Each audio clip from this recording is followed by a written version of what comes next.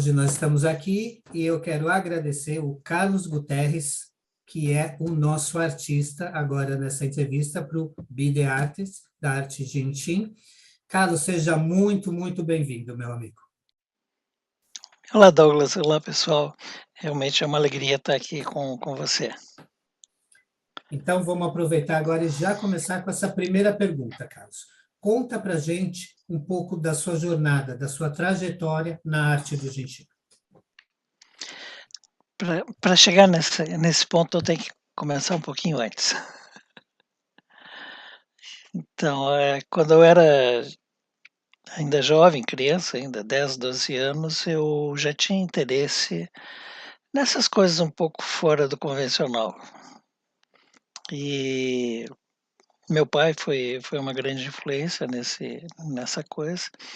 E, então, naquela época, eu já estudava a tradição oriental. Meu primeiro livro, eu tinha 12 anos, que eu li um livro sobre a filosofia da Índia e nunca parei. A partir daí, nunca parei. Então, aos 15 anos, já estava aprendendo meditação, cálculo de astrologia.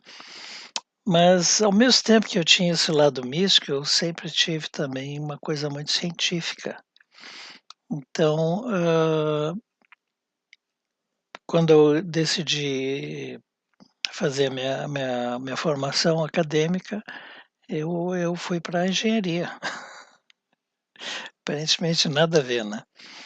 E e depois eu consegui empregos nessa área. Eu fui contratado pela empresa que construiu o polo petroquímico aqui do sul. Então eu trabalhei 17 anos lá no departamento de engenharia, mas no final desses anos, eu notei que alguma coisa não estava legal.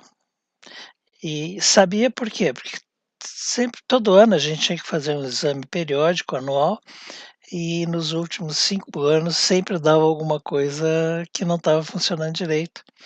E era assim um crescente, então um ano deu problema de visão, havia suspeita de glaucoma, no outro ano deu o meu batimento cardíaco não estava legal, e eu pensei: "Poxa, se eu continuar aqui, daqui a mais 5 anos eu estou morto", né, porque era um crescente. E era o meu corpo dizendo: "Deu, não dá mais".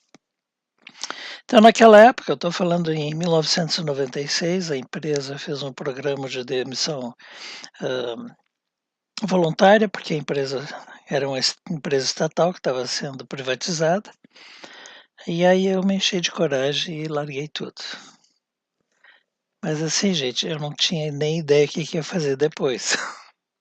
Claro que eu recebi uma boa indenização por ser voluntário, e aquilo me deu um fôlego. Então eu disse: "Bom, eu vou dedicar um ano a me preparar para a próxima etapa, me preparar para esse próximo, momento", mas procurava aqui e ali, até que um dia uma amiga minha, uma médica, ela me convidou: "Tu não quer ir comigo assistir uma classe de terapia floral?" Eu digo: "Ah, vamos nessa".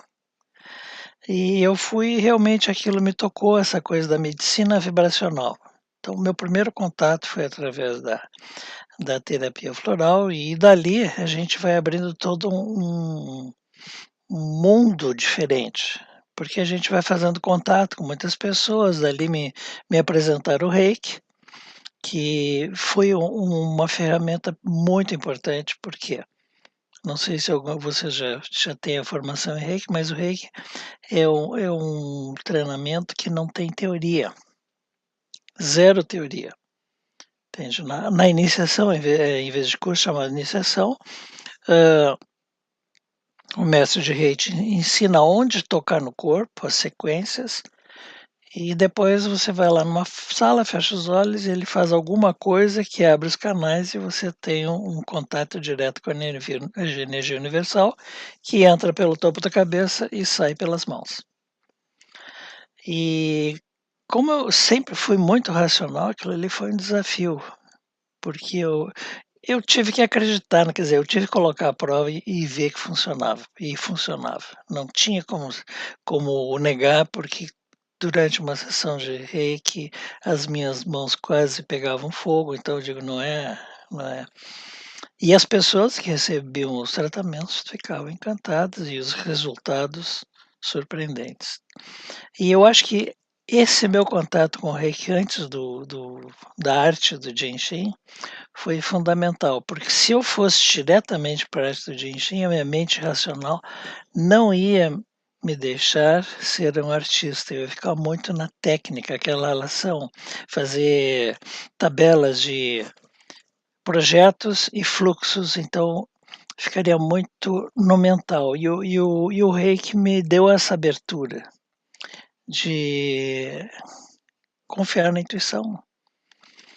Então foi em 1994 que eu estava fazendo um curso de florais em Campos do Jordão, uma vivência, tinha vindo uma pesquisadora dos florais do deserto do Arizona, e no meio da apresentação dela, num coffee break, uma aluna torceu o joelho e ficou com muita dor ali, não estava legal.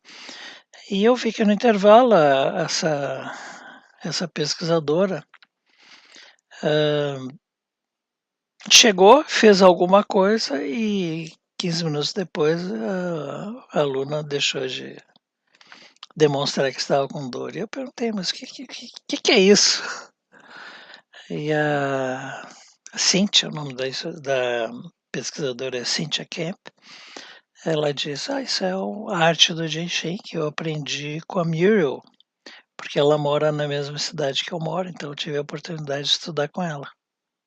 Então aquilo ficou na minha cabeça, né? Poxa.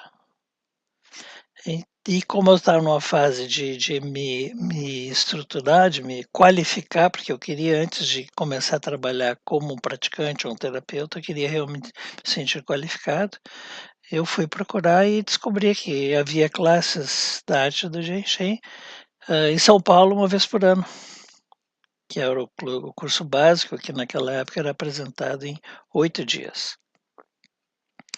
Então eu fui sem ter ideia, eu fui mais por ter observado os resultados. Eu digo, não, isso aí me interessa. Eu fui. E a classe foi assim, uma barra, no sentido de que durante 8 dias, o meu primeiro instrutor foi o Wayne, ele despejou uma avalanche de informações. A classe começava às 8h30 e terminava às 7h30.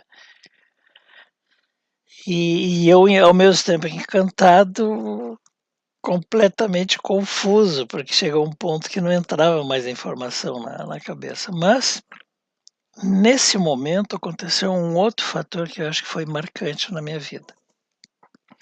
A parte 1 era apresentada em 4 dias, depois tinha 3 dias de descanso para mais 4 dias na parte 2. Então, terminada a parte 1, eu resolvi voltar para Porto Alegre, aí trabalhar esses 3 dias. E no primeiro dia que eu estava lá no consultório, uma amiga minha me liga, meio desesperada, dizendo, puxa, que ela teve no médico, e o médico identificou um tumor muito grande e que seria de muito difícil o tratamento. E ela já tinha desistido, já estava ligando tipo, para dizer adeus aos amigos. E foi que eu tive aquela intuição e disse, olha, eu estou aprendendo uma coisa que vai te ajudar, você topa? E ela topou e veio no consultório, e aí eu fiz naqueles dias 3 sessões antes de voltar para São Paulo. E chegando lá na parte 2, eu fui direto perguntar para ele, o que eu faço para esse tipo de tumor? E ele me deu uma lista de procedimentos. Então, voltando, terminando a parte 2, veja, eu não tinha ideia, eu estava sobrecarregado de informações, mas eu tinha aquele sentimento, isso vai ajudar. Então, no dia seguinte, eu comecei a oferecer sessões para essa minha amiga. E eu trabalhei com ela por 30 dias consecutivamente, inclusive sábado, domingo, e depois a gente passou para 2 vezes por semana.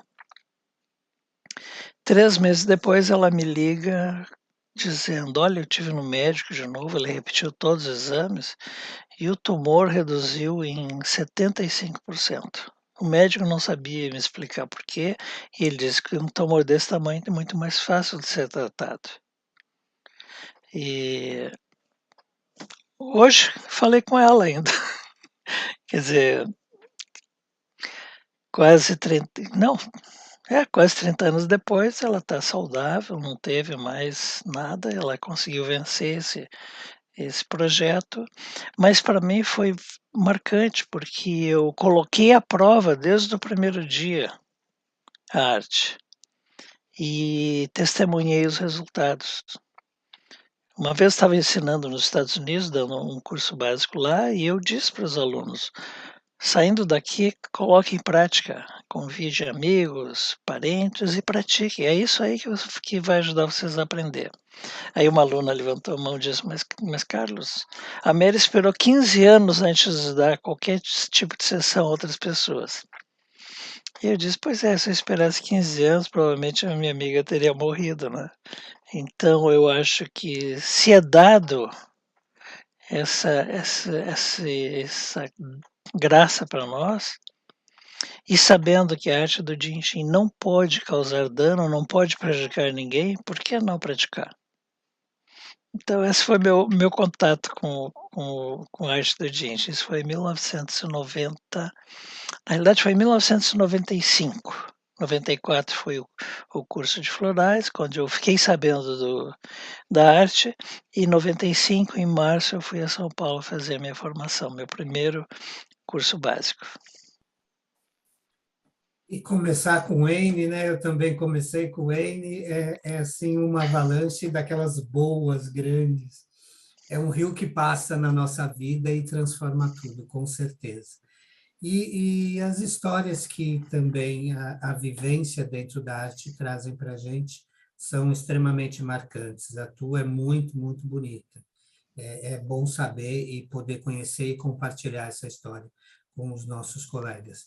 Mas no decorrer disso tudo também, nós sabemos que você conseguiu fazer um congresso da arte do Jinshin no Brasil. É isso que você fez? Explica para a gente como é que foi esse evento, né? Em que ano que foi, Carlos? Foi em 2004. Então, no início desse século, uma coisa que me chamou a atenção é que o número de alunos, o número de interessados na arte estava reduzindo. Para vocês terem ideia, eu organizei a primeira classe em Porto Alegre, foi em 1998. A gente teve 68 alunos. Depois, no ano seguinte, quando eu organizei, a gente chegou a 72, 99, e em 2000 a gente chegou a 71 de novo. Então, era um número bom de alunos, mas a partir de 2001, o número de alunos começou a decrescer a ponto de, em 2004, tinha 8 alunos no curso básico. Mas eu já vinha percebendo esse declínio era no Brasil inteiro. Então eu percebi que não a gente tinha que fazer alguma coisa.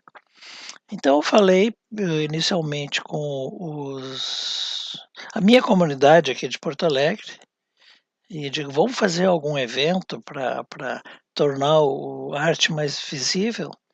E o pessoal aqui abraçou, né? Realmente diz, não, vamos nessa. Até o pessoal depois brinca, né? O Carlos inventa e a gente aguenta, né? E então eu levei a proposta para o encontro de instrutores de Scottsdale e disse, olha, tinha vontade de fazer um congresso nacional da arte do Jinshin. Uma forma de congregar os alunos, tem muitos alunos antigos que já não têm mais aparecido nas classes, e dar mais visibilidade.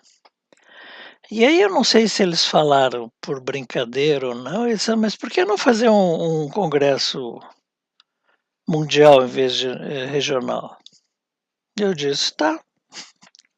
Então, voltando aqui para Porto Alegre, falando com o grupo aqui, que a gente tinha um grupo de aproximadamente 20 pessoas, 20 alunos, praticantes, eu digo, olha, o pessoal falou em congresso internacional. Vamos nessa? Eu, não, vamos. Então, a gente trabalhou 7 meses, trabalhamos muito, todo mundo pegou junto e a gente realmente conseguiu uma coisa inimaginável. Nós conseguimos as instalações de uma universidade, a Universidade Porto Alegrense, que ofereceu tudo, salão para o evento maior, porque era assim, eram 2 dias de palestras de 1 hora e depois um dia de oficinas de meio turno, onde o pessoal apresentaria vários cursos compactos, vários seminários compactos, e havia para pessoas novas que nunca ouviram falar da arte e pessoas que já tinham alguma experiência. Então, assim, toda essa infraestrutura nos foi oferecida gratuitamente. Então, a gente trabalhou muito para conseguir apoio do pessoal aqui do Sul, para a gente começar a imprimir um jornal mensal dando notícias do fórum. O nome era Primeiro Fórum Internacional. E fomos convidando gente para participar, tanto palestrantes quanto pessoas para assistir o curso. E a gente fez uma proposta assim, como vinha gente da Europa, da Espanha, da Inglaterra, dos Estados Unidos, aqui dos países latinos, tinha gente do Peru, se não me engano. Então tinha mais ou menos uns 10 países participando, gente de 10 países. Eu diria ia ser muito complicado ter tradução para o espanhol, para o inglês ou para o português. Então eu resolvi fazer aquela tipo de tradução onde o tradutor estava em gabines, então tinha uma gabine para tradução inglês-português, português-inglês e outra inglês-espanhol ou português-espanhol. E só que eu tinha que treinar os tradutores para as palavras bem relacionadas à nossa arte que o tradutor não tinha. Então eu dei um curso básico para os tradutores, né, tinham 4 tradutores, e eu dei um curso básico, não só teoria, prática, para eles entrarem mesmo na energia. Então a gente tinha 4 tradutores, 2 gabines, todos os participantes tinham fone de ouvido, escolhiam o idioma, e a gente teve palestrantes que vieram dos Estados Unidos, da Europa. Dos instrutores vieram o Wayne e o Ian, a Cristina Minamizawa, a Margarete Eioli, então nós tínhamos 5 instrutores, o David Burmeister, o diretor da Jinshin Jutsu, que veio também, além de Adele, que deu uma palestra aí, um seminário sobre o Jinshin Jutsu para animais. Vários médicos do Brasil que praticavam arte ou trabalhavam como praticante vieram apresentar trabalhos. Veio a Miriam de Campinas, que ela fez toda uma pesquisa na utilização da arte para tratar dor. Então ela tinha 2 grupos, um grupo que só usava medicamento e outro grupo que usava medicamento e sessões. Então ela teve um resultado assim muito evidente. Então nós tivemos assim realmente trabalhos muito interessantes, muito bonitos, onde praticantes de longa data vieram compartilhar o resultado da sua jornada na arte. Então realmente foi algo especial, uma confraternização. E assim, ó, eu te falei, nesse ano a gente teve 8 alunos do básico, no ano seguinte passou para 42. Então houve uma, porque assim a comunidade se integrou, eu consegui espaço para falar nas redes de televisão do evento, convidar pessoas, então pessoas que vieram que nunca tinham ouvido falar da arte, assistiram ao congresso, depois no dia, ou no terceiro dia, que eram seminários, elas tiveram a oportunidade de fazer ou uma introdução à autoaplicação, ou para os animais, né? E isso aí multiplicou, foi realmente uma experiência única. E foi única, porque esse foi o primeiro e único fórum internacional da arte do Jinshin. Muito trabalho, viu? Muito trabalho. A gente cobrou uma taxa, tinha mais de 140 participantes, mas esses 140 participantes, eles não cobriram as despesas. Então, o que eu achei legal é que o grupo que estava comigo, eles foram leais até o fim, né? Eles disseram, não, se der despesa, a gente vai te ajudar também, não vamos te deixar na mão. Então, essa lealdade foi uma coisa que me tocou muito. Mas, no final, vários participantes, porque a gente ofereceu a passagem para o pessoal vir e hospedagem. Então, vários participantes abriram mão do dinheiro da passagem, então a gente pagou só hospedagem e alimentação, e com isso a gente ficou ali equilibrado nas contas. Mas é um evento único, como você mesmo Uhum. disse, e aí são coisas que acontecem, às vezes, uma vez numa vida, né? Eu não tive a chance de estar ali, mas com certeza, se tiver um outro, eu com certeza vou estar lá, vou apoiar e faço questão de participar, sim. E até lembrando também, né? Nós trabalhamos juntos em várias classes, e eu sei muito bem, eu não sabia do ditado do Carlos inventa e a gente aguenta, mas agora que eu já sei, eu vou guardar na manga, porque isso também vai me ajudar bastante em alguns momentos. Mas vamos continuar. Nesse caminho, nessa vivência, nessas experiências todas, foi quando você se tornou instrutor da arte do Genshin. Fala para a gente o tamanho dessa responsabilidade, como é compartilhar com todo mundo essa maravilha que é a arte do Genshin, Carlos. Realmente é uma coisa que muda a vida da gente. E mais que isso, quanto mais a gente ensina, quanto mais a gente compartilha a arte, mais a gente aprende. A gente aprende por quê? Pelas perguntas que os alunos fazem. Às vezes surgem perguntas que eu nunca tinha pensado no assunto. E isso é uma coisa que eu sempre me comprometi. Todas as classes. E o meu compromisso era responder todas as perguntas. E se eu não sabia, eu dizia assim: olha, pessoal, deixa eu dar uma estudada. Hoje eu vou para o hotel, eu vou para casa, eu vou dar uma estudada e eu te trago uma resposta até o final do curso. E aí eu ligava para outro instrutor ou eu ficava estudando as minhas anotações e eventualmente houve 2 ou 3 ocasiões que eu dizia: "Olha, eu sinto muito, eu não tenho resposta". Mas só esse trabalho que a gente tem de ouvir uma pergunta inesperada e buscar pelas respostas, isso enriquece muito a gente. Então, assim, os alunos me ajudaram muito na minha jornada de aprendizado.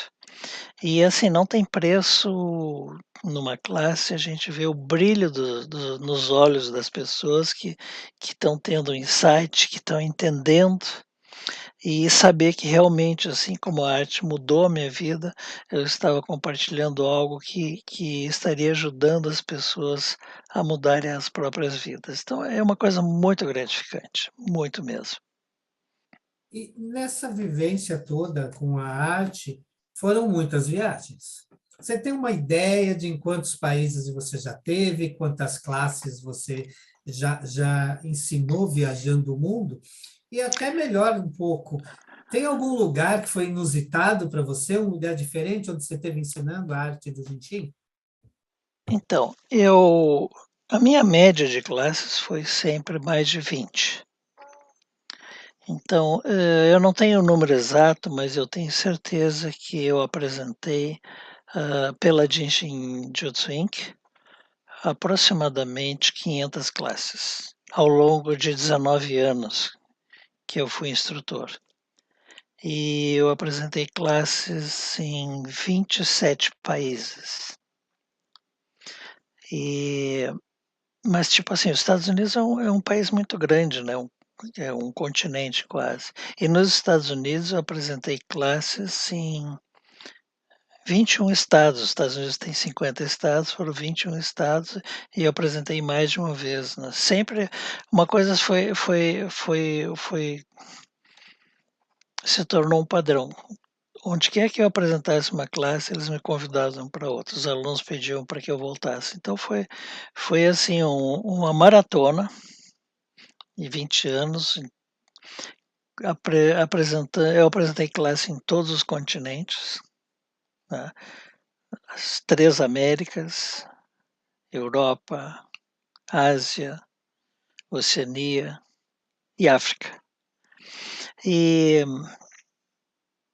é interessante entrar em contato com culturas diferentes,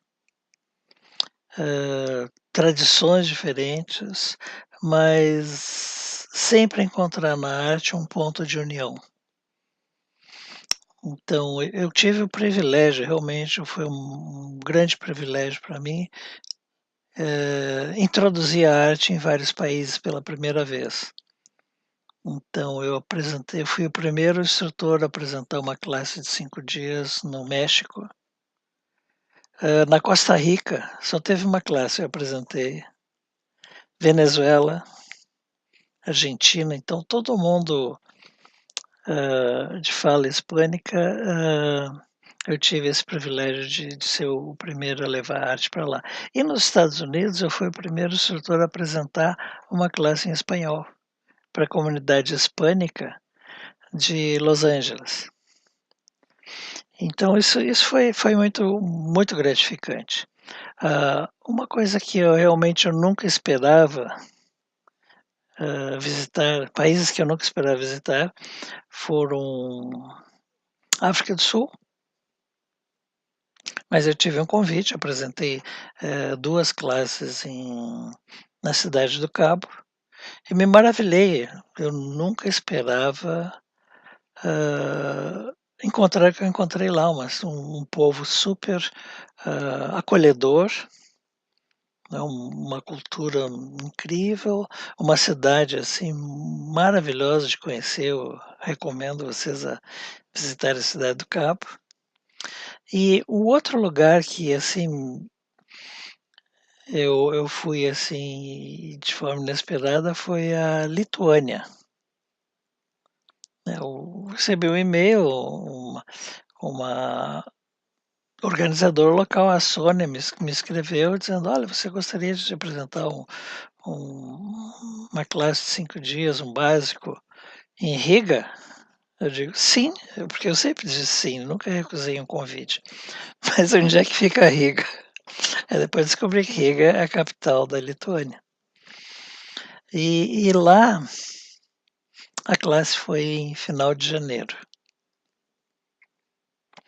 Um frio, tipo assim, 15 graus negativos, e nas ruas se acumulava assim 1,5 m, 2 metros de neve. Mas assim, foi uma experiência muito especial. Eu não sabia, Lituânia é um país muito recente, ele foi criado em torno de um século, não mais de um século.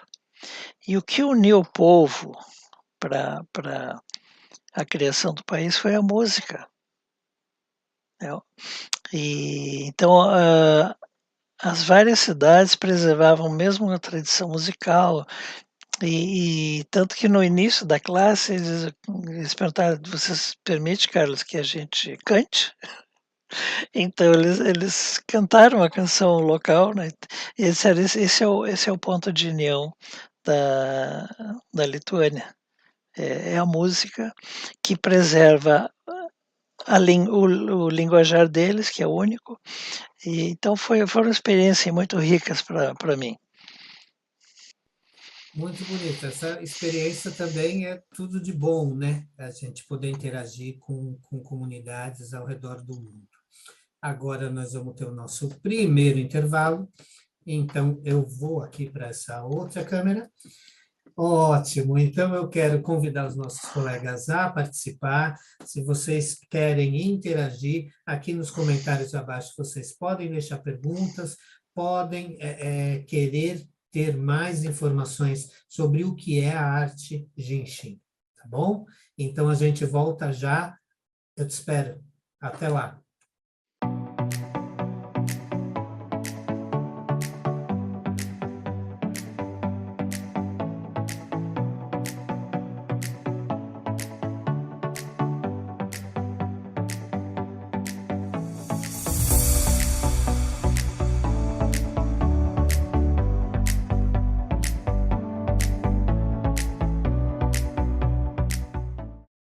Nós estamos retornando com Carlos Guterres e continuando dentro desse assunto ainda, Carlos, eu fiquei sabendo que você teve no Alasca.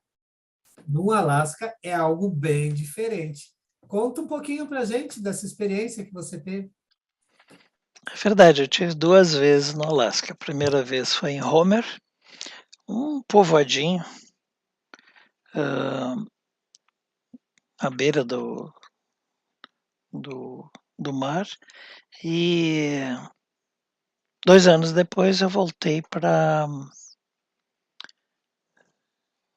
Juneau. Eu não sabia, Juneau é a capital do Alasca. Eu sempre pensei que fosse Anchorage, que é a maior cidade, mas não, Juneau. E foi também uma experiência muito interessante. Todas as experiências, cada lugar tem seu aspecto pitoresco. Primeira vez, então, quando eu fui para Homer, eu fui de Los Angeles até Anchorage para fazer conexão para Homer. Né? E aí no aeroporto eu procurei o portão de embarque, andei por todo o aeroporto, não achava. Fui pedir ajuda. Eles, não, é lá no andar de baixo. Aí eu fui no andar de baixo, tinha uma portinha lá pequenininha. O avião era um avião a hélices de um motor para 6 pessoas. Então era uma coisinha, né? Então, e aí esse trecho que foi 1 hora foi nesse avião. E assim, o avião, eu nunca tinha andado em avião tão pequenininho, né? E um avião que tu sente, né? O vento lateral, eu sentia que o avião era jogado para o lado. Então foi uma experiência curiosa. Depois chegando lá em Homer, a classe foi no final do verão. Então, assim, o Alasca é assim, enquanto tem sol, é quente, chegou a fazer 27 graus. O sol baixou, ia para baixo de zero, -2, -4. Mas como era verão, assim, o sol se punha no final de verão, o sol se punha 11 da noite e levantava às 4 da manhã. Então era bem pouco tempo sem sol. E aí aconteceu uma das histórias mais engraçadas da minha vida. Engraçada depois contando, né? Porque na época foi meio assustador.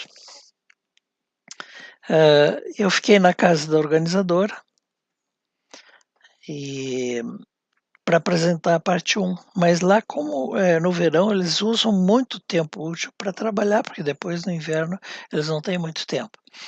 Então, eu apresentei a classe sexta, sábado, domingo, e a parte 2 seria no outro fim de semana. Então, eu tinha a semana inteira livre. Então, eu fiquei um dia dando sessões para o pessoal, e aí depois eu resolvi alugar um carro e passear pelo Alasca. Então, eu aluguei um carro e fui até Seward, que ficava tipo 200 quilômetros de lá. E assim, uma estrada maravilhosa, e eu cruzei com 2 carros a viagem toda. Assim, é muito vazio. O Alasca é um estado muito grande, com pouca gente. E assim, as paisagens são algo.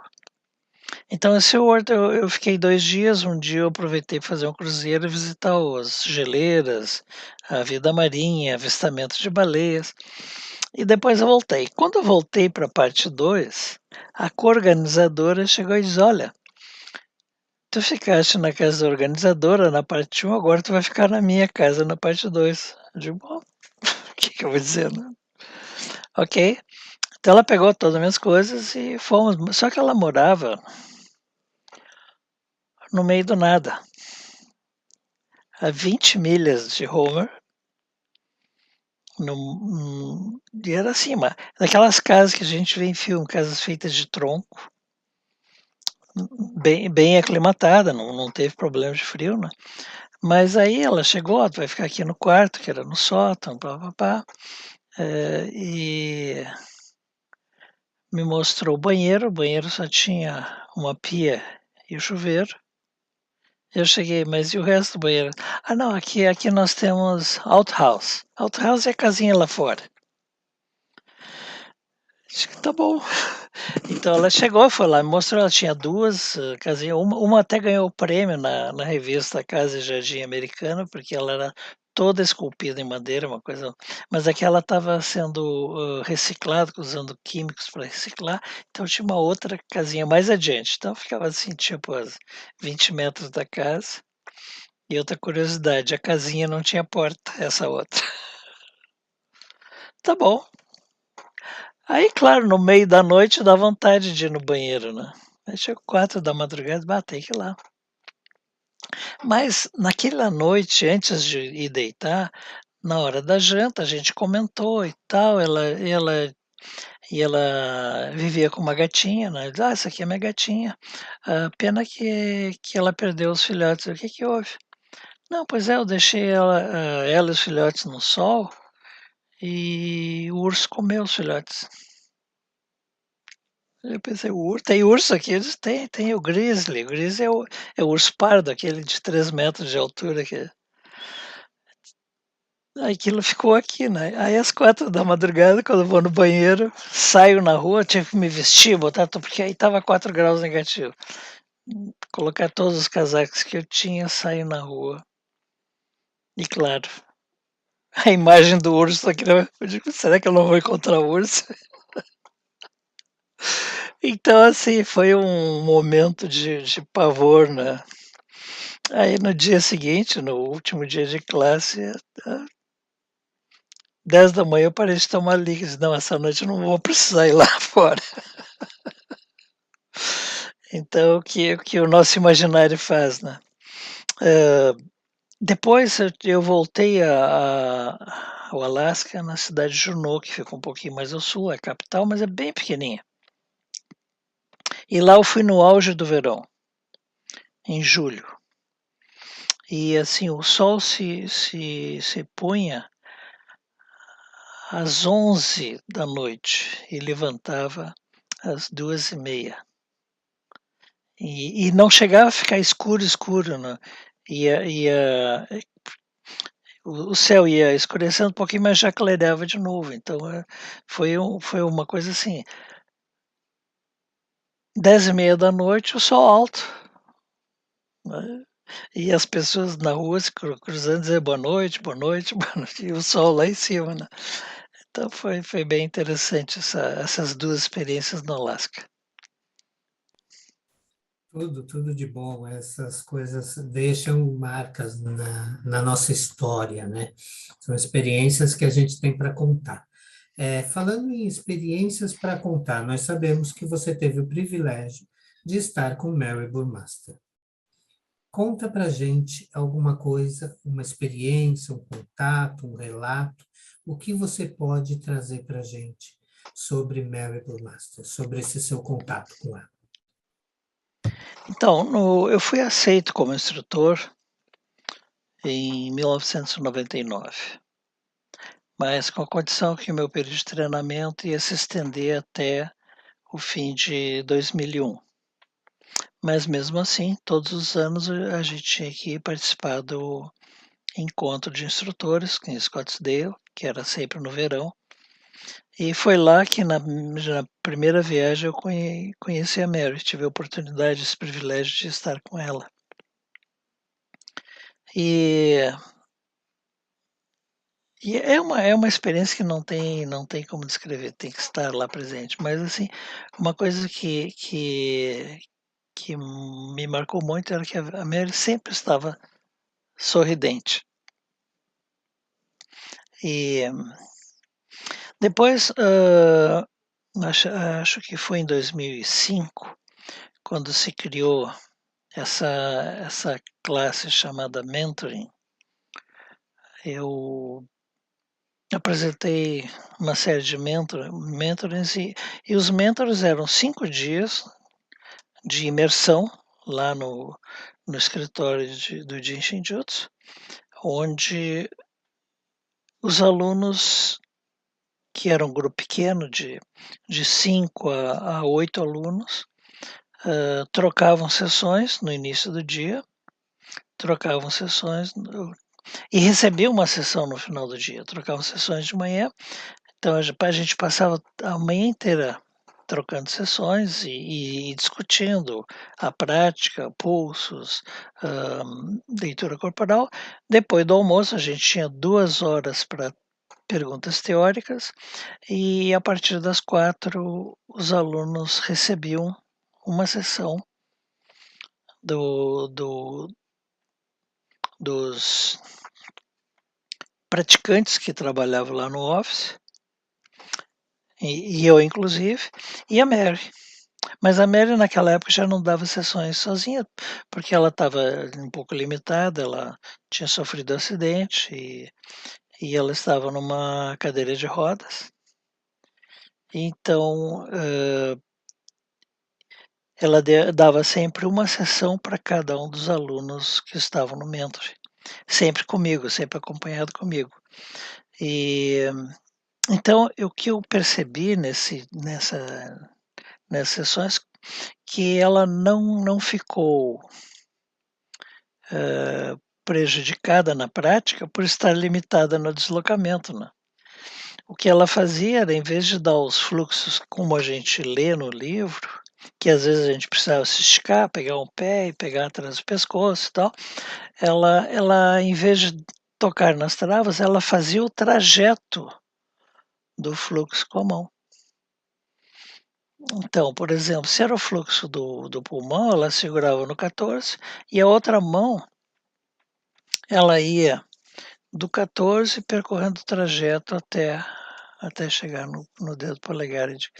Então, ela num espaço limitado, ela fazia chover, né? Fazia e ela demonstrou que, né, a energia não pula de uma trava para outra. A energia ela fica percorrendo o trajeto e ela conhecendo o trajeto, ela simplesmente acompanhava o trajeto. E nesses anos que eu tive a oportunidade de trabalhar com a Mary, assistir ela trabalhar também, em 2006, eu tive assim, essa oportunidade de ver uma coisa mágica. Ela não estava muito bem porque tinha recebido a notícia que a irmã dela tinha falecido. Então a gente via que havia um pouquinho de tristeza nos olhos dela. E ela chegou para atender uma aluna e ela segurou o centro da palma da mão. E a outra mão ela não tocou nela. Aí a aluna olhou para mim e disse: ela não está me tocando, está assim na tua mão. Mas e a outra mão? Eu digo: bom, eu disse a Mary, deve saber o que ela está fazendo, né? Mas a aluna estava bem irritada. A gente notou quando a sobrinha da Mary chegou para ver se estava tudo ok, ela reclamou. E aí ela chegou, Mary, ele pegou a mão da Mary e botou em cima da aluna. E a Mary retirou e continuou segurando sempre o centro da palma da mão. Daqui a pouco vem o David e a aluna reclamou para o David. E ele disse, mano, vamos lá. E botou as 2 mãos e ela chegou e retirou e ficou. A Mary ficou 40 minutos tocando o centro da palma da mão esquerda dessa aluna.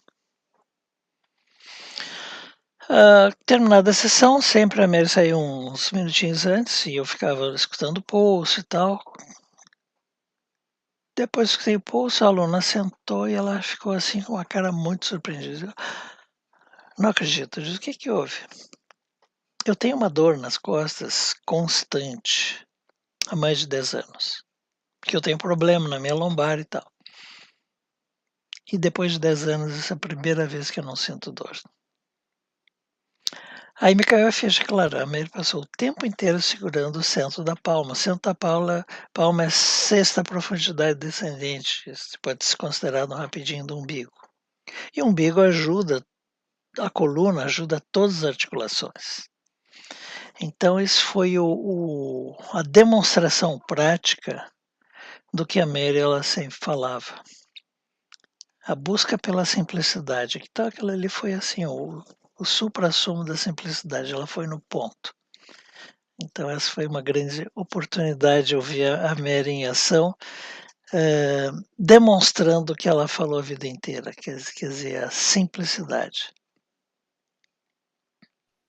E Mary Burmaster sempre ensinou e ensina e vai continuar ensinando a gente por muito tempo ainda. Falando sobre até ensinamento, melhorando um pouco isso, para você, Carlos Guterres, o que é a arte Jinshin? Vou até melhorar um pouquinho isso. O que seria para você ser o artista do Jinshin? Ao longo de todos esses anos, a arte me demonstrou que o nosso corpo é uma perfeição, que o nosso corpo é algo maravilhoso. Fisicamente, esse corpo é uma máquina perfeita, incrível. Mas o ser humano ele não conhece essa maravilha e, em função disso, não usa o potencial que a gente tem disponível. Então, eu até costumo fazer uma brincadeira, tipo assim, a gente nasceu, né, com esse corpo maravilhoso, mas não recebeu o manual de instrução para saber utilizá-lo no máximo do seu potencial. E para mim a arte do Jinshin é esse manual.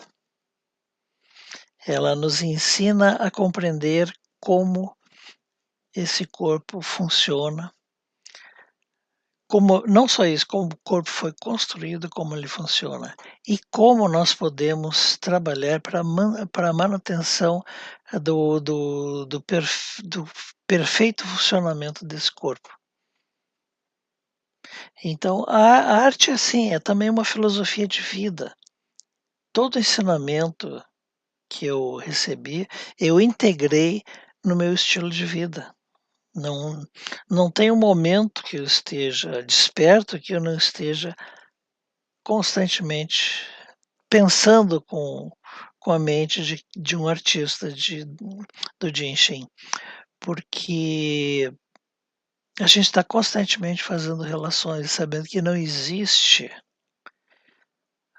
coincidências. Tudo tem uma razão de ser, então a gente aprende a estar atento a todos os sinais do nosso corpo, quer dizer, assim como a gente está atento numa consulta, para perceber como a energia está fluindo naquele corpo, a gente fica atento ao nosso próprio corpo. E com isso a gente está constantemente auxiliando a energia no seu trabalho de manutenção da saúde, manutenção da vida, da saúde, da alegria, do bem-estar, e isso é muito gratificante. Então, assim, por exemplo, vou no cinema e quando eu me dou conta, eu estou lá segurando o dedo, estou praticando os mudras, né? Depois da janta, sento para assistir um pouquinho de televisão, eu estou lá fazendo um fluxo, quer seja o central principal ou um rapidinho do diafragma, e sempre, então se tornou assim um hábito. Quer dizer, não tem mais ficar com as mãos sem ter o que fazer. Minhas mãos estão sempre fazendo alguma coisa para cuidar desse corpo. Ótimo. E dentro, seguindo essa ideia de se ajudar, nós estamos ainda vivendo, né, um estado pandêmico. E essa pandemia, ela mudou tudo, mudou a vida de todo o nosso mundo por completo. Como você acredita que a arte do Jinshin pode ajudar o nosso mundo nesse momento, nessa fase, nessa época que a gente está vivendo? Então, antes mesmo da pandemia, eu tinha essa certeza de que a arte chegou para ajudar a humanidade num momento importante da nossa história.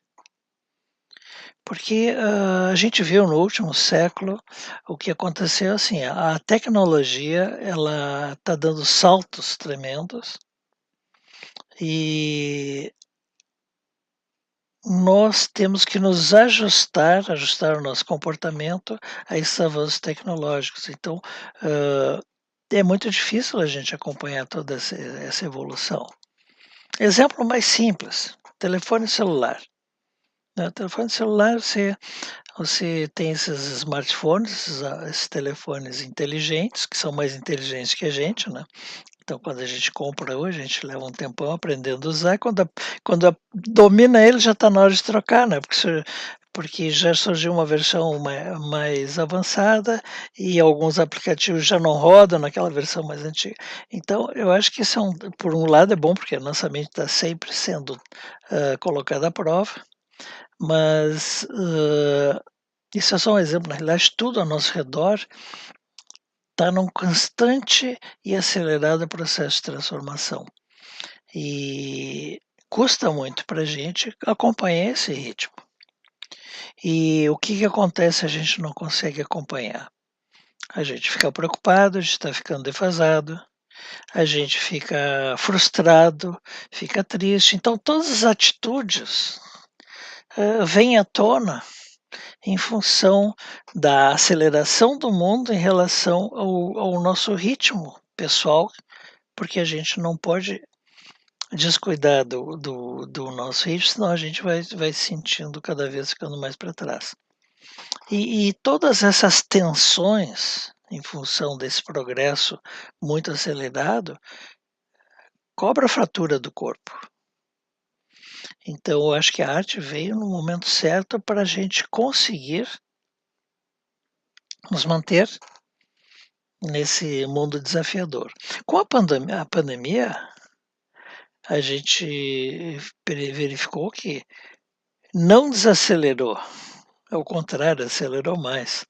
E nós fomos confrontados com coisas totalmente inesperadas.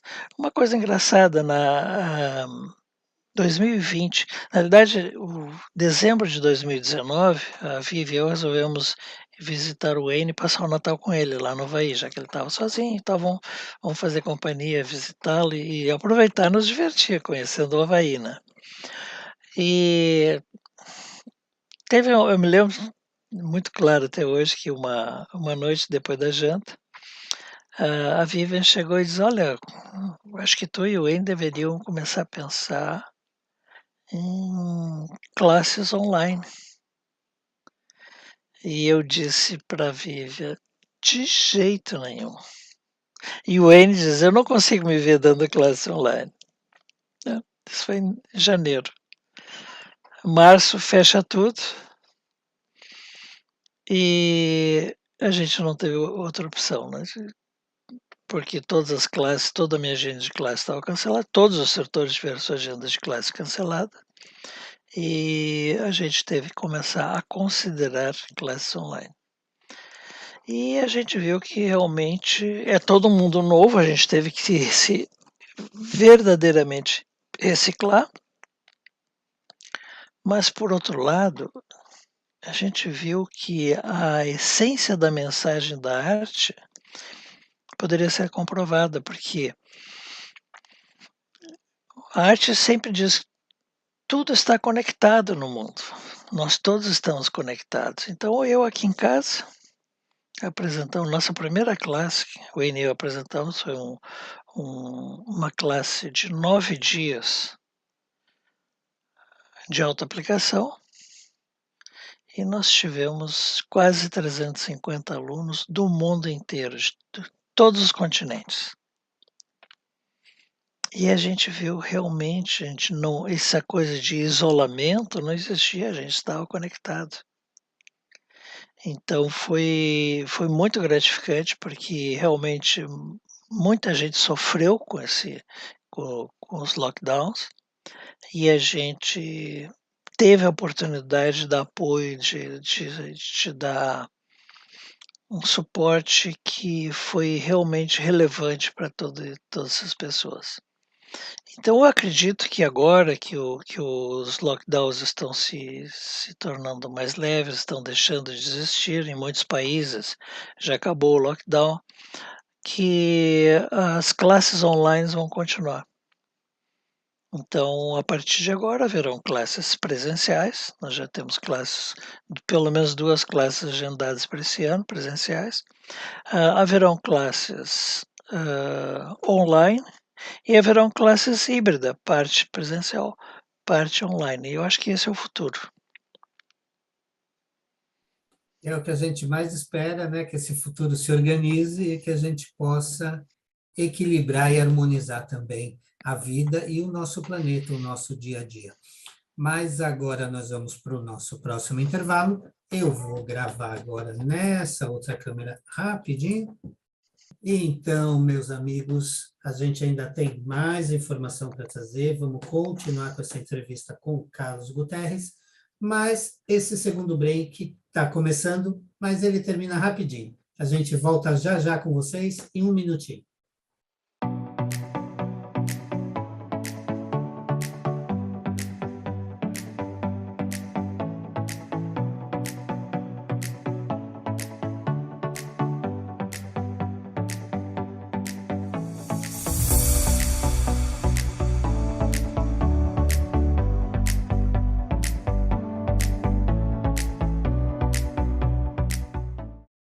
Voltamos, dando continuidade nessa entrevista.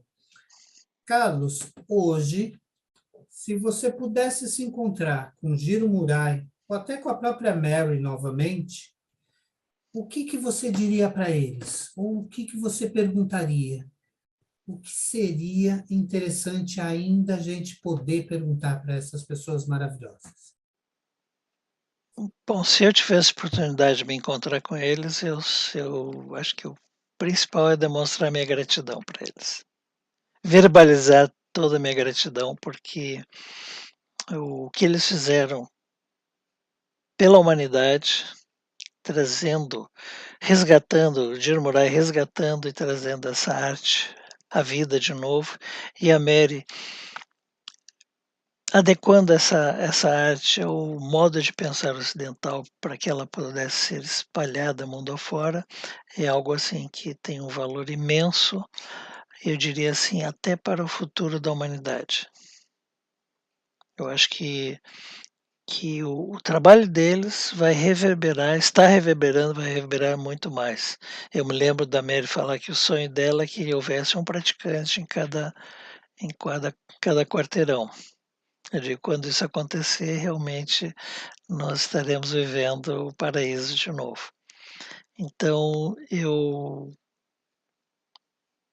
estaria, se eu tivesse oportunidade, eu só demonstraria a minha profunda gratidão pelo que eles trouxeram para a humanidade, pelo legado deles. E para o Dino Murai, eu pediria para ele escutar meus pulsos e que ele me contasse o que ele ouviu. O mesmo, bom, com a Mary eu tive essa oportunidade, ela recebia 2 sessões da Mary. Mas para a Mary o que eu perguntaria para ela é que ela me contasse mais da experiência que foi conviver com o Jiro Murai, que acho que foi uma experiência assim inimaginável, né? Deve ter sido uma experiência incrível.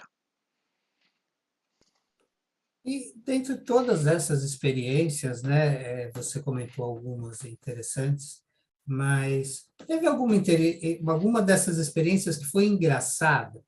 Alguma coisa que aconteceu em algum momento que você falou, poxa vida, mas isso justo comigo? Bom, a história do urso, né? Essa é muito boa. Essa foi a história mais hilária depois, né? Na época realmente eu estava bem. Porque é impressionante como a nossa mente prega peças na gente, né? Então o pessoal falou e a gente já fica pensando, ah, tem o urso, né? Mas, e assim, ó, eu vou, no meu tempo ali no Alasca, eu tive oportunidade de ver toda a riqueza do mundo natural, né? Ver aquelas montanhas imponentes, as florestas de pinos, e eu vi, tipo assim, né, quando eu estava dirigindo, eu ouvi momentos que os alces cruzaram meu caminho, ah, que eu vi as águias também, aquelas águias de cabeça branca, né? E no passeio no cruzeiro eu vi as orcas e vi assim, toda aquela riqueza. Então, duas coisas que eu não vi no Alasca.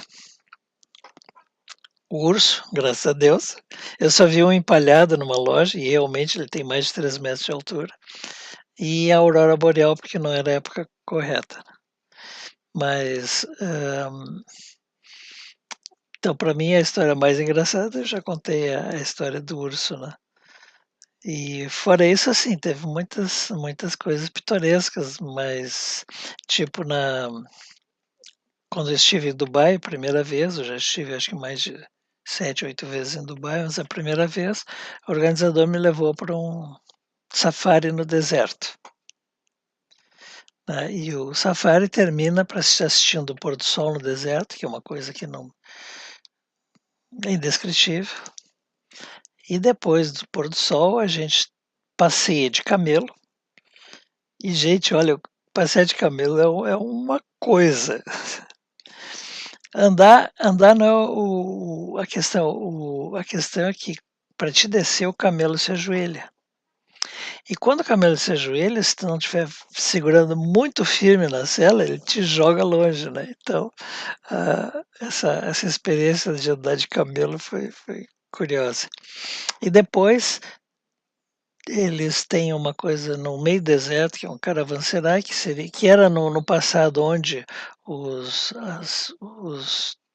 as caravanas paravam para passar a noite, onde tinha lugar para os animais. Então, era um quadrado murado, a parte interna toda coberta com tapetes. Então, aí de noite eles serviam um, um jantar árabe típico.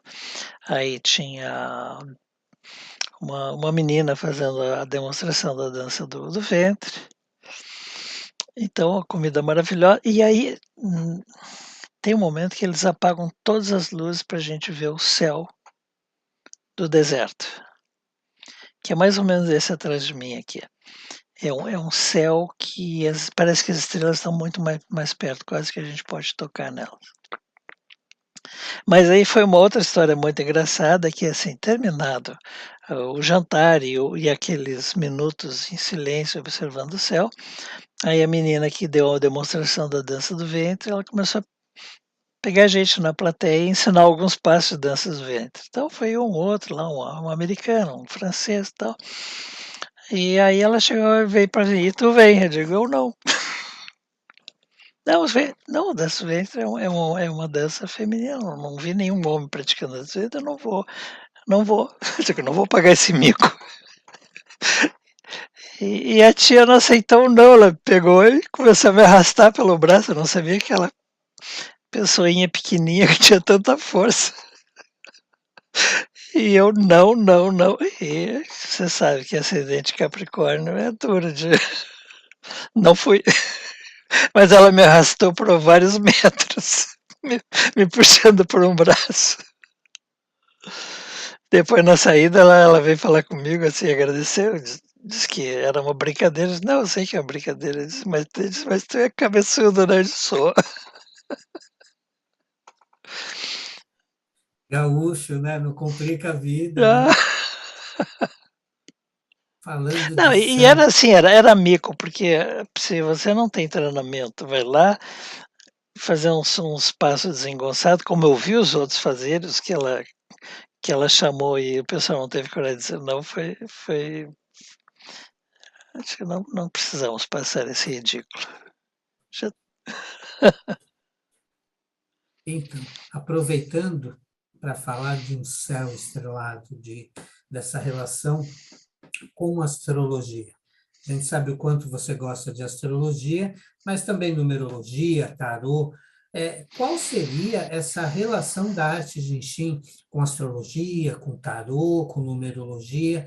A gente sabe que você gosta bastante de trazer essas relações para as suas classes. Conta um pouquinho para a gente.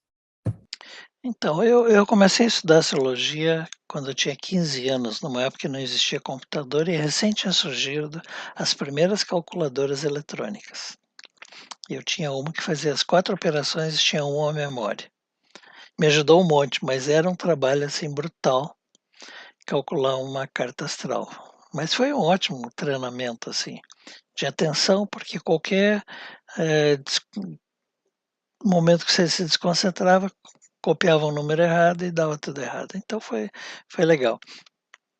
E eu estudo, então, desde os 15 anos essa astrologia. Eu tive o privilégio de estudar com uma pessoa aqui de Porto Alegre que dedicou 60 anos estudando astrologia. Mas ele não era um estudante normal de astrologia, porque quando ele era jovem ele não acreditava em astrologia, mas ele acreditava que as forças universais tinham poder sobre nós. Então ele começou estudando o movimento do Sol. Ele descobriu o movimento diário do Sol e ele ficou 2 anos vendo o que aquilo acontecia na vida dele conforme a posição do Sol. Depois ele foi ver a Lua. Então, ao longo de 15 anos, ele foi experimentando todos os planetas.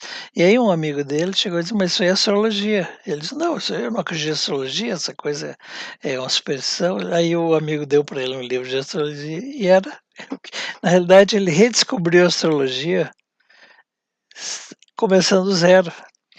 Só que como ele não seguiu um sistema pré-estabelecido, ele redescobriu sozinho tudo e foi mais além. Ele foi muito mais além, de forma que essa astrologia que a gente conhece hoje é 10% do que ele foi além. E eu vejo assim, ele dedicou a vida dele a esse redescobrimento de uma astrologia que era conhecida e praticada na antiguidade, assim como Jiro Murai dedicou a vida inteira a compreender esse micro-universo que é o nosso corpo. Então, o que Jiro Murai fez observando o micro-universo, esse meu amigo fez observando o macro-universo. Então, quando eu descobri e comecei a estudar a arte do Genshin, eu vi que havia uma relação direta. Então, eu consegui fazer uma ponte do macro e do micro, vendo que essa é uma coisa só, quer dizer, o universo é um corpo cósmico único, assim como nós somos um espelho desse corpo cósmico único, e o que acontece lá em cima acontece aqui dentro de nós. Ótimo, muito bacana saber, e essas relações são parte da própria arte do Jinshin. Mas falando da arte do Jinshin em si, eu sei que você acabou de lançar uma associação, a Guild. Isso é uma nova associação e deve estar sendo um grande desafio para você. É material lógico para a gente fazer toda uma entrevista sobre isso. Mas conta um pouco para a gente dessa sua nova aventura, dessa jornada que está só começando com a Guild. Então, em 2018, eu decidi que ia deixar de continuar ensinando para a Genshin Jutsu Inc. Eu até hoje sou muito grato à Inc. pela oportunidade que me deu, aos meus colegas instrutores, que aprendi muito com eles. Mas chegou um momento que eu percebi que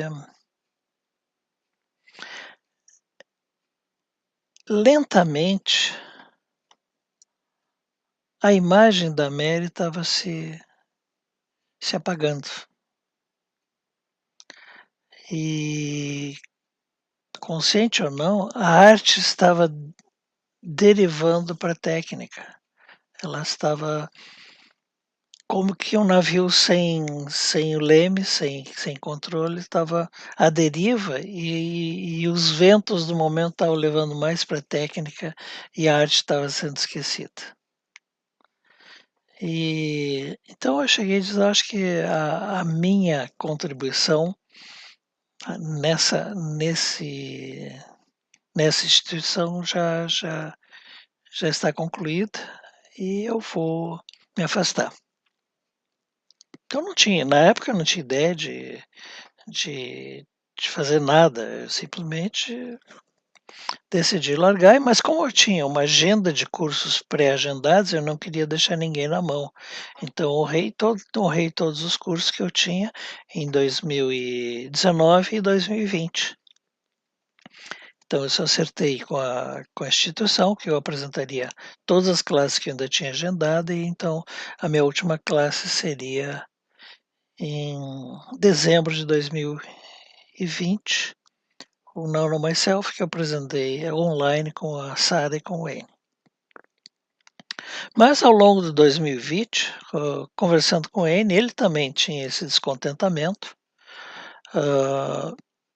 e nós dois compartilhamos sempre desse desejo de preservar essa arte o mais pura possível como arte, preservar os ensinamentos da Mary e do Giro, o mais puro possível e para honrar o legado deles, mas principalmente para que a arte continuasse para as gerações futuras. Então, nesses encontros e conversas que nós fomos desenvolvendo ao longo de 2020, surgiu a ideia de criar, na realidade, duas coisas. Uma associação de artistas,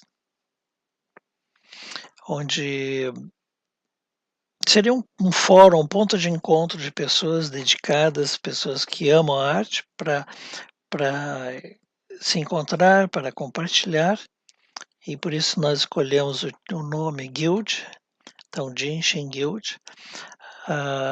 Guild significa uma associação de artistas, então criar essa associação para que as pessoas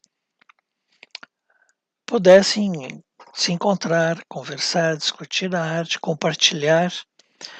E essa associação teria também uma academia. E nessa academia nós dedicaríamos o NO não somente a apresentar a arte da maneira mais fiel às origens possíveis, mas ao mesmo tempo honrando o que a Mary ensinou. E um dos ensinamentos da Mary é que evolução é a lei da natureza. Então, essa arte não poderia ficar engessada e parada no tempo. Ela deveria continuar no seu processo evolutivo, mas honrando as origens, ou honrando o ensinamento de Jiro Murai e de Mary. A Mary já deu a contribuição, quer dizer, o conhecimento de Jiro Murai foi transmitido pela Mary, mas ela deu a sua contribuição, ela foi além do que o Jiro Murai alcançou. E esse é o nosso compromisso, mas talvez o mais importante, porque assim, continuar ensinando, a gente poderia continuar com essa instituição. Nós recebemos centenas de convites do mundo inteiro, constantemente, para apresentar classes. Então não precisaria de uma instituição. Mas nós criamos a instituição principalmente para ter uma base organizada de treinar uma nova geração de pessoas para levarem, né, pegar essa tocha aqui, o Giro passou para a Mary passou para a gente, e pegar essa tocha e levar adiante, levando essa luz para a humanidade, que é uma luz tão necessária, tão vital. E então nós surgiram pessoas nesse meio tempo que foram colocados no nosso caminho, anjos colocados no nosso caminho para nos ajudar, porque é um trabalho assim monumental. Construir uma instituição organizada, estruturada e que disponibilize o nosso trabalho para o planeta inteiro. Mas as coisas foram acontecendo naturalmente. Então, 6 pessoas fundaram a Genshin Guild.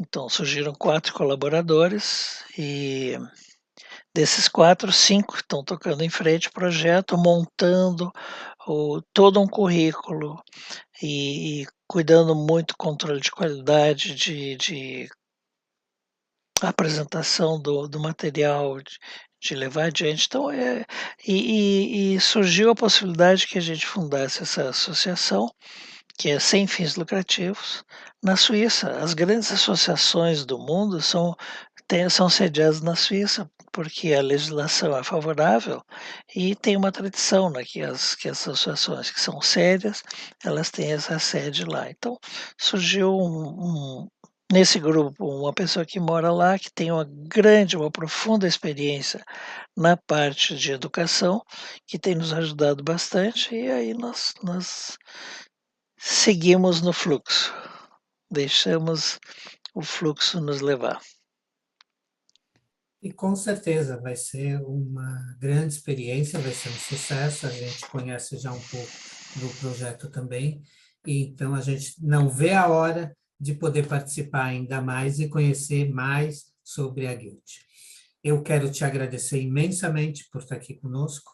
Foi muito bom poder ouvir, conhecer um pouco mais da sua trajetória, e eu espero que em breve a gente tenha novas futuras conversas também. Muito obrigado, Carlos. Então, obrigado pela oportunidade, né, e um abraço.